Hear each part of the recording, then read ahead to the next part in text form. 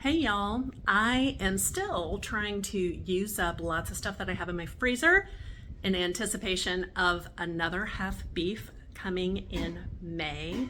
But I'm also going to be able to use frozen onion, frozen bell pepper, and frozen jalapeno that I still have obviously in my freezer from previous year. So I'm canning meat and bean chili.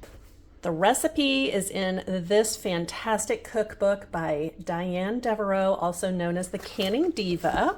I will have a link to my TikTok shop showcase in the description below so that you can find this book. Okay, first thing we're gonna do is, actually not the first thing. I have already cooked in this very heavy cast iron pot dry beans. I have a bunch of dry beans I need to use up too. There are black beans and kidney beans that I cooked in here following her directions. And I have some very much need to be used up Great Northern beans that are already cooked, going to be using in there. Just throw them in at the last minute. They don't need to cook down more with all of the chili before it's processed. And gonna get lots of quarts and pints of bean and meat chili that I can put on my shelf to eat later. The beef is cooked and now I have some frozen onions. We're gonna add in, I am gonna chop one more medium-sized onion instead of chopping up some of my frozen jalapenos. My daughter had some green chilies that we could use up. I have garlic that was frozen that needs used up. That's gonna go in there after I smash it a little bit. And it's very easy to smash once it has been frozen because as it thaws, it gets pretty soft.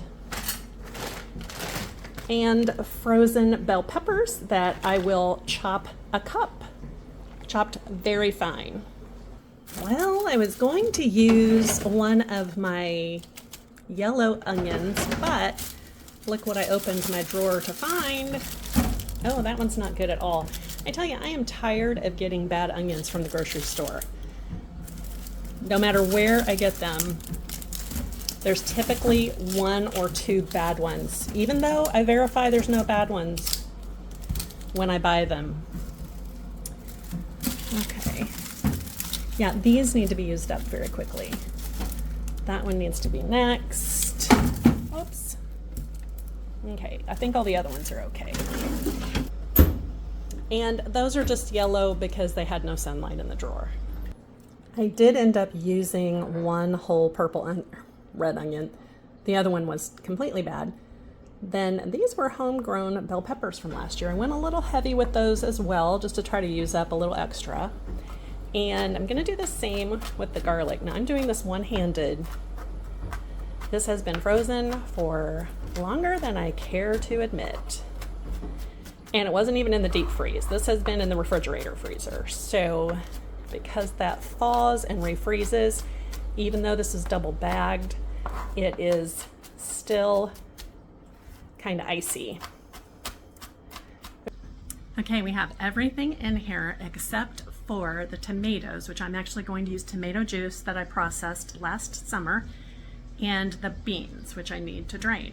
Everything else is in here. We're just cooking about 5 minutes until the onions are translucent and tender. Everything is in, including the canned beans that I wanted to use up. This is a little extra beany, but that's okay. My family does not mind beans. Okay, we're just about ready to start putting the chili in the jars. Now I'm using quart-sized jars for one electric canner and pint-sized jars for the other one. If I have anything additional, I'll just put it in a container and let my husband eat it for lunch or dinner or whatever. But I already had these in the oven on warm, so they're nice and hot. I am getting my lids and rings ready.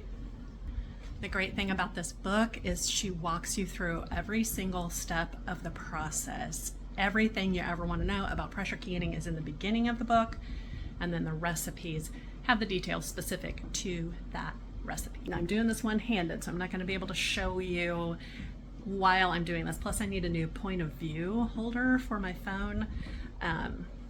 And once I get that, then I'll be able to show you. But before we put it in the pressure canner, I'll show you what it looks like.